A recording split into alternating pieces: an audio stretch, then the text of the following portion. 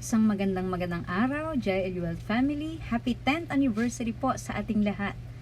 At I'll take this opportunity na anyayahan po ang lahat po ng ating nakikinig sa JILU Built Everyday, lalong-lalo na po ang past at present na mga naging members ng ating church. Talagang ang Diyos po ay napakabuti at naging napakatapat sa atin sa mahabang panahon. Purihin po ang kanyang pangalan. Truly, it's not because of our efforts, it's not because of our strength, but it's only because of the grace of God. At sa araw pong ito, tayo po ay mag-aaral sa ikapito pong chapter ng mga ngaral o ng Ecclesiastes. And before I proceed, may I invite everyone to just bow your heads and close your eyes. Panginoong Diyos, makapangyarihan sa lahat na may gawa ng langit at lupa, minsan pa po kami nagpapasalamat dahil Ikaw ang Diyos na mabuti. Dinideklara naming Ikaw ay dakila at ang pag-ibig mo ay walang hanggan. Kaya nararapat lamang na Ikaw ay aming papurihan habang kami ay nabubuhay. Panginoon, tulungan niyo po kami na maunawaan ang sinasabi ng iyong salita. Panginoon, samahan niyo po kami. We allow your Holy Spirit to minister to us in a way that only He can do. Lord, salamat po sapagkat ang iyong salita ay buhay at buhay. Panginoon, marami pong salamat sa iyong kabutihan. Amin kang dinadakila, patuloy na niluwalhati, sa pangalan ng aming Panginoong Hesus. Amen. Basahin lamang po natin ang Ecclesiastes 7. Ang pamagat po nito sa NIV, Wisdom. Sa NKJV po, sa New King James Version, The Practical Value of Wisdom or The Value of Practical Wisdom. Sabi naman po sa ERV, The Wise Saying sa Tagalog, patungkol sa buhay. A good name is better than fine perfume, and the day of death better than the day of birth. It is better to go to a house of mourning than go to the house of feasting. For death is the destiny of every man. The living should take this to heart. Sorrow is better than laughter, because a sad face is better and good for the heart. The heart of the wise is in the house of mourning, but the heart of fools is in the house of pleasure. It is better to heed a wise man's rebuke than to listen to the songs of fools. Like the crackling of thorns under the pot, so is the laughter of fools. This too is meaningless. The end of a matter is better than its beginning, and patience is better than pride. Do not be quickly provoked in your spirit, for anger resides in the lap of fools. Do not say, why were the old days better than this? For it is not wise to ask such questions. Wisdom is like an inheritance, is a good thing, and benefits those who see the sun. Wisdom is a shelter, as money is a shelter. But the advantage of knowledge is this, that wisdom preserves the life of its possessor. Consider what God has done. Who can straighten what He has made crooked? When times are good, be happy. But when times are bad, consider, God has made the one as well as the other. Therefore, a man cannot discover anything about his future. In this meaningless life of mine, I have seen both of this.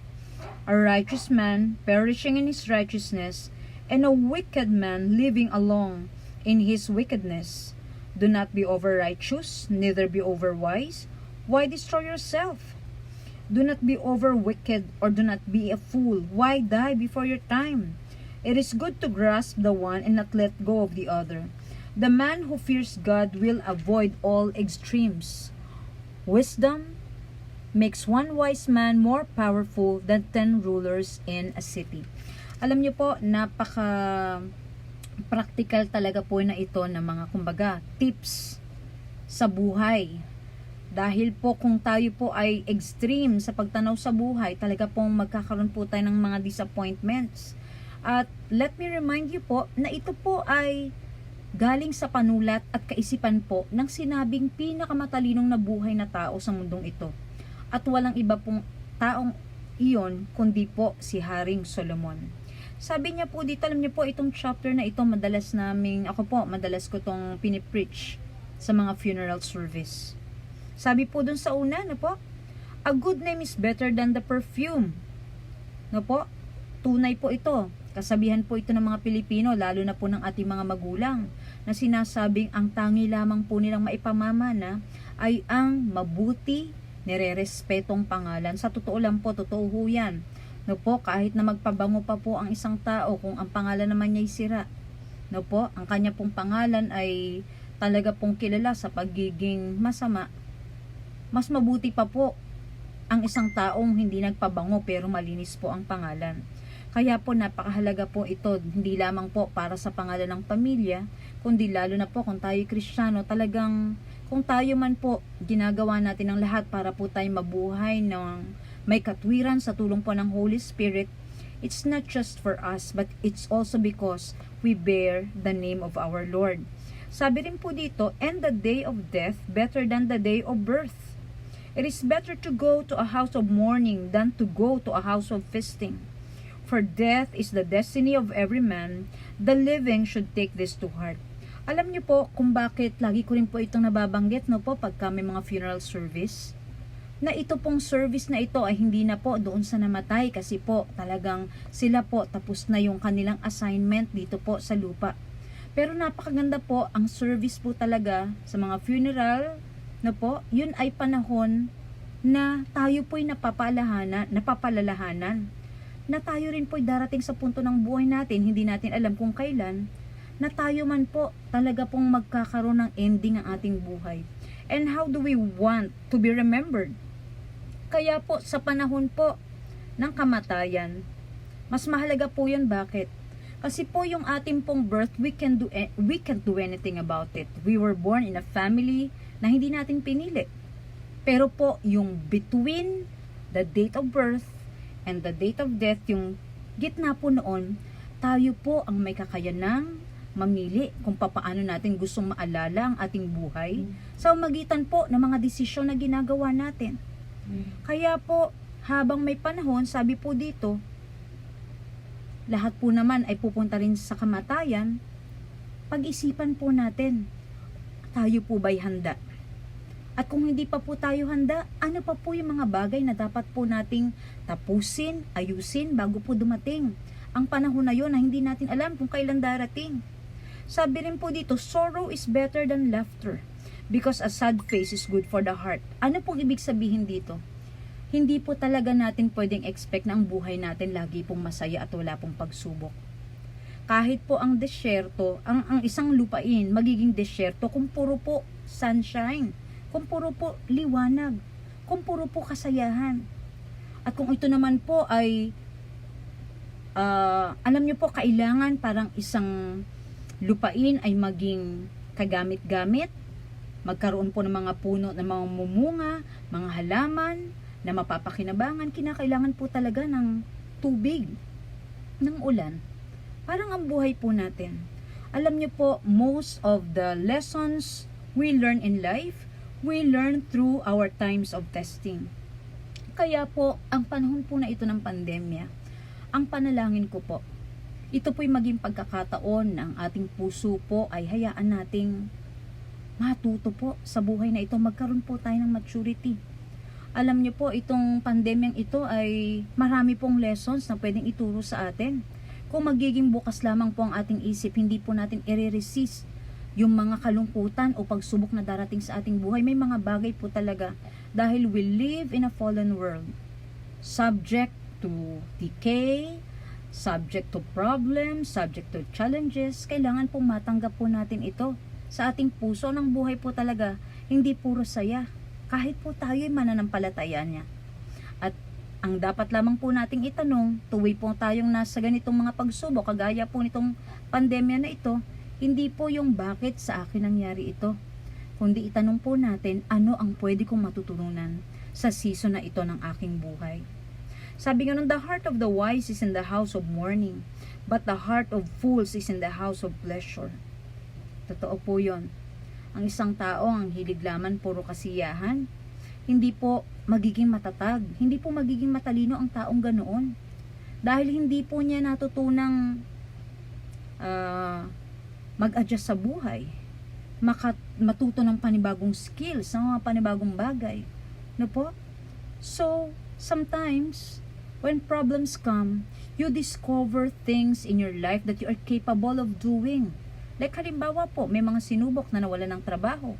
Pero na-discover po nila, they can be good businessman, no? Through online selling, through other things, no po, nagiging mas creative po ang tao sa panahon po na siya ay may mga pagsubok. Lalo na po kung kasama niya ang ating Panginoon. Sabi po sa verse 5, it is better to heed a wise man's rebuke than to listen to the song of fools. Totoo po yan, no po? Kung meron pong totoong kaibigan, yung mga kaya po kayong pagsabihan, rebuke, kaysa yung mga taong sasabihin lang sa inyo kung anong gusto nyong marinig. Hindi po tayo matututo doon. Sa totoo lang po, it takes more courage and love to correct a person kasi sometimes people get offended pag sila po ay itinatama. Pero po, kakaunti po ang ganoon. Kaya kung may mga ganoon po kayong kaibigan, i-treasure nyo po sila. Kasi po talagang ang taong totoong nagmamalasakit, magsasabi sa atin kahit kung minsan makasasakit. Dahil ang salita po ng Diyos, kagaya po ng laging sinasabi ni Brother Eddie, minsan po ang salita ng Diyos, masakit po eh. No po, may mga itinatama sa ating buhay, sa ating mga karakter, sa ating mga paniniwala. Pero kahit ang gamot po, mapait o masakit, pero kung yun po ang magbibigay ng kagalingan at kalayaan sa atin, tanggapin po natin. Sabi nga po, open rebuke is better than hidden love. Sabi rin po dito sa verse 7, extortion turns a wise man into a fool and a bribe corrupts the heart.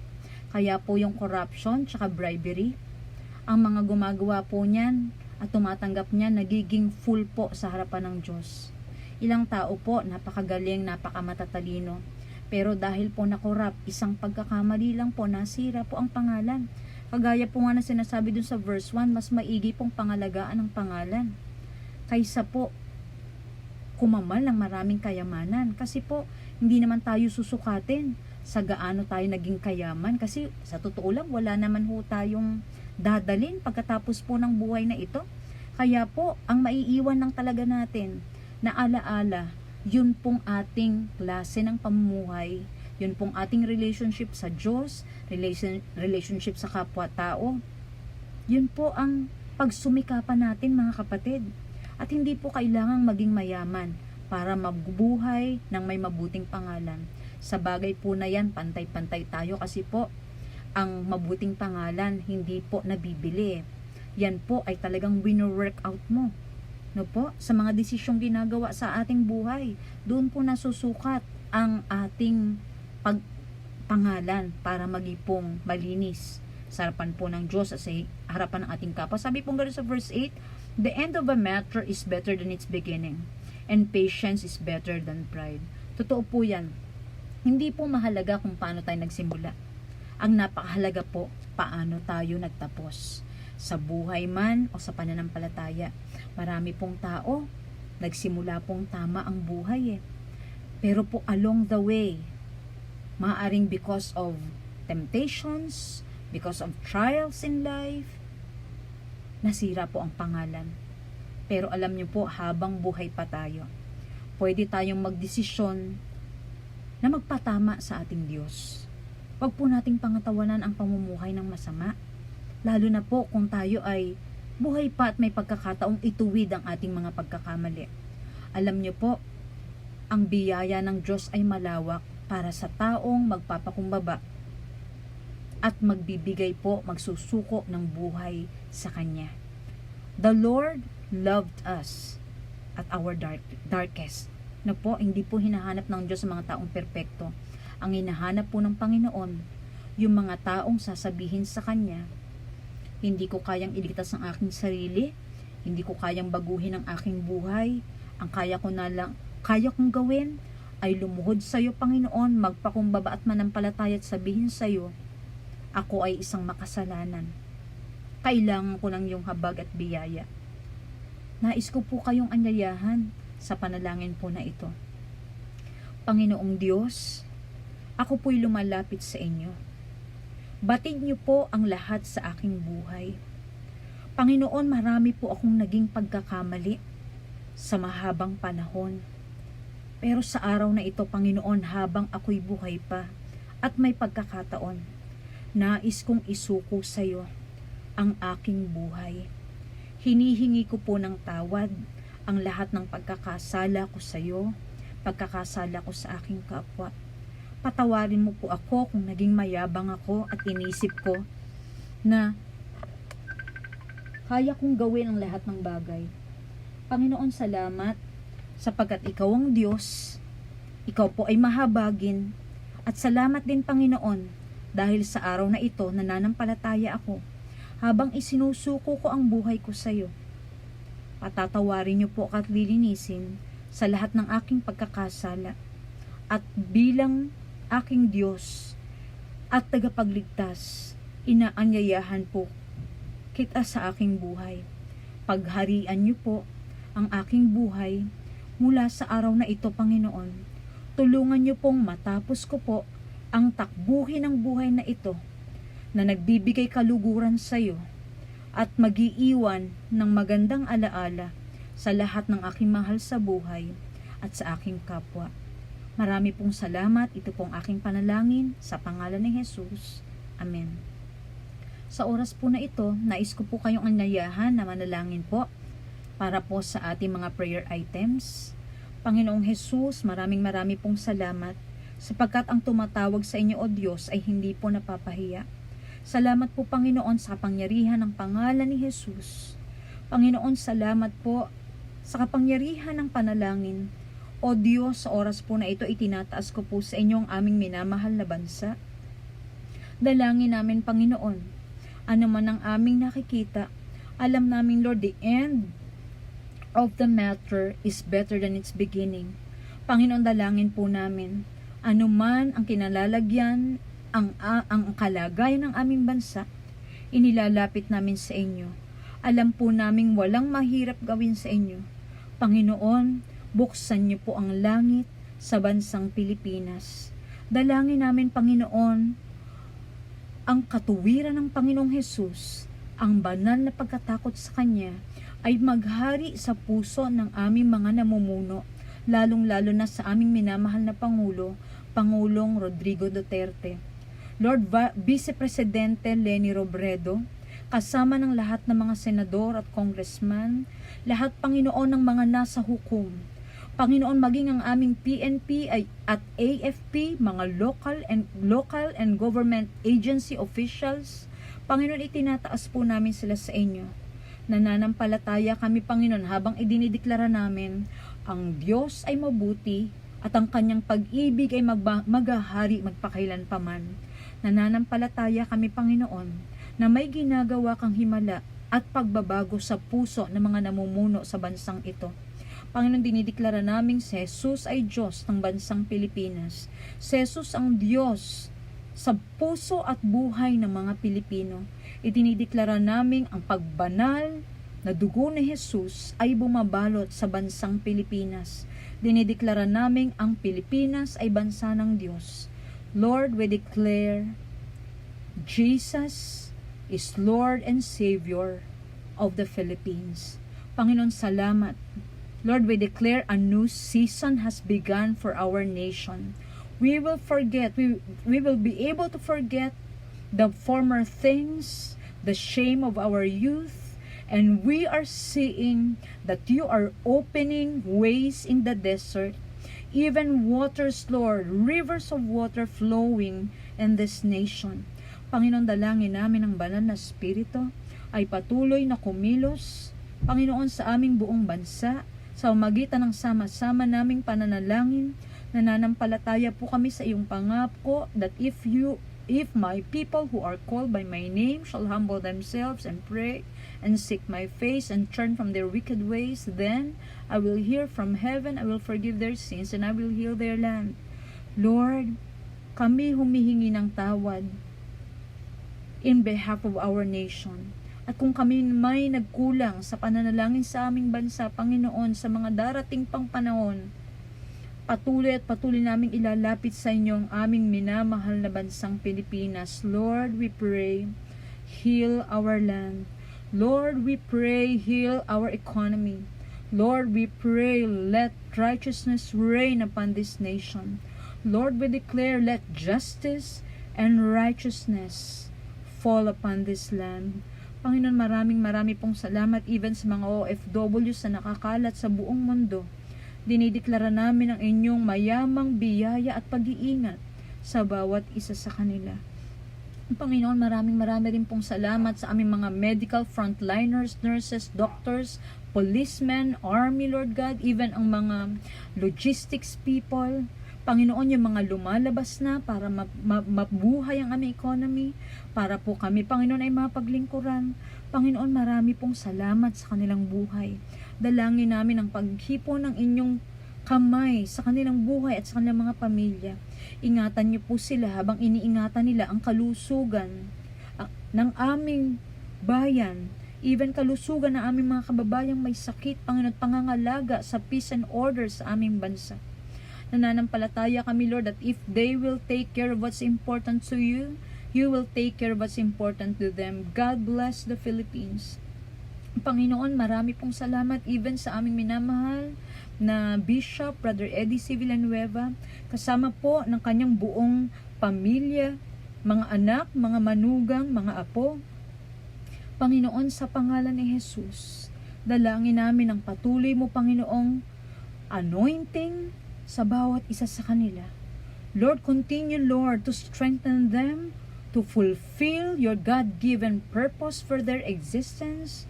Lord, let their house be filled with joy, with blessing, with protection. Lord, we declare your greatness, your light shall shine upon them all the days of their lives, God. Panginoon, marami pong salamat sa kanilang katatagan, maging sa kanila, Panginoong, marubdob na pagmamahal at paglilingkod sa inyo. Panginoon, kayo po ang kanilang great reward, even their rewarder, Lord. Marami pong salamat even, Panginoon, sa buong JL Church Worldwide. Panginoon, salamat dahil nananampalataya kaming patuloy, Panginoon, na ginagampanan ng bawat simbahang nakakalat sa buong mundo. Ang Great Commission, Panginoon, to go and preach and make disciples, O Lord, of all nations, and to advance your kingdom till you come again. Panginoon, patuloy po naming dalangin ang pagsusuplay mo ng pangangailangan ng bawat simbahan, ng bawat pamilyang nare-represent ng mga matapat na naglilingkod po sa inyo. Panginoon, patuloy din namin dinadalangin, Lord God, na ibaba mo, O Diyos, ang iyong kapangyarihan sa bawat isa. That, Lord, as your word is being preached, confirm them with signs, wonders, healings, and miracles following for the greatest glory of your name. Panginoon, pinapanalangin din po namin ang aming minamahal, Lord God, na global church, the genuine body of Christ all over the world. We declare that a new season has begun for the church, for the church will operate in the power of the Holy Spirit, in prayer, worship, and the Word. Panginoon, marami pong salamat, sapagkat alam po namin, Panginoon, that the greatest harvest of souls shall happen, Lord, during this time. At hayaan niyo po, Panginoon, habang kami nandito, Lord, sa lockdown, kami, Panginoon, ay iyong ma-equip. Kami, Panginoon, ay makareceive ng vision and revelation from you, that we may be able to fulfill the Great Commission before you take us home, Lord, in Jesus' name. Panginoon, marami pong salamat. Patuloy ka naming pinupuri, dinadakilat, niluluwalhati. Ito pong aming panalangin sa pangalan ni Jesus. Amen. Mga kapatid, tayo po ngayon ay darako na sa ating Holy Communion. Let us take hold of the bread and the juice that represents the bruised body of Jesus Christ, even the shed blood of our Lord for the remission of our sins. Sabi po sa 1 Corinthians chapter 11 verse 23, "For I received from the Lord what I also passed on to you. The Lord Jesus, on the night he was betrayed, took bread, and when he had given thanks, he broke it and said, 'This is my body, which is for you. Do this in remembrance of me.' In the same way, after supper, he took the cup, saying, 'This cup is the new covenant in my blood. Do this whenever you drink it, in remembrance of me. For whenever you eat this bread and drink this cup, you proclaim the Lord's death until he comes.'" Lord Jesus, we thank you, Lord, for your ultimate sacrifice on the cross. Thank you, Lord, that by the stripes of Jesus we declare we are completely healed, body, soul, and spirit. There's no sickness in our bodies, in our souls, in our spirit that will not be healed by your wounds. We declare, by the 39 lashes you received, we are whole, we are healthy, we are strengthened, Lord. Panginoon, marami pong salamat sa iyong mga latay. Dinala mo po ang sumpa ng sakit karamdaman, and we speak a full lifespan for every member of our families. Lord, we take time to thank you for your faithfulness, that not a single person, Lord, sa amin pong church family, Lord, ang dinapuan, Panginoon, ng sakit na ito, sapagkat ikaw po, O Diyos, ay napakatapat at napakabuti. Lord, we also pray and we declare every guilt, every shame, every condemnation brought about by our past sins, they have no more power over us. Lord, thank you that you have not just saved us, but you have given us the ability through your Holy Spirit to say no to every form of ungodliness. Panginoon, maraming pong salamat sa iyong pag-ibig, marami pong salamat sapagkat, Lord, ang lahat ng benepisyo ng krus ng Kalbaryo ay pinagkalob niyo po sa amin na inyong mga minamahal na anak. Marami rin pong salamat, pagpalain niyo po ang buong Jerry L. Hubelt family. We declare, Lord God, that as we believe, Lord, even before we pray, you've already answered. Lord, salamat sa lahat ng provision, sa lahat ng proteksyon, sa kaligtasan ng aming mga mahal sa buhay, sa kalakasan na pinagkakaloob mo sa amin. At sa oras na to, Lord, muli naming pinapanalangin, let the presence of the Holy Spirit fall, even as we celebrate the JIL Hubelt 10th anniversary.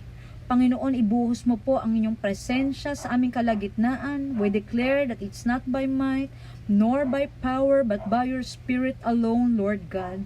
Panginoon, wala kaming maitanghal, wala kaming maitaas maliban sa inyo, Panginoong Jesus. Marami pong salamat. Sa inyo po ang lahat ng papuri, pagsambat, pagdakila. Itong aming panalangin sa pangalan mo, Panginoong Jesus. Amen and amen. God bless you, JIL Hubelt family.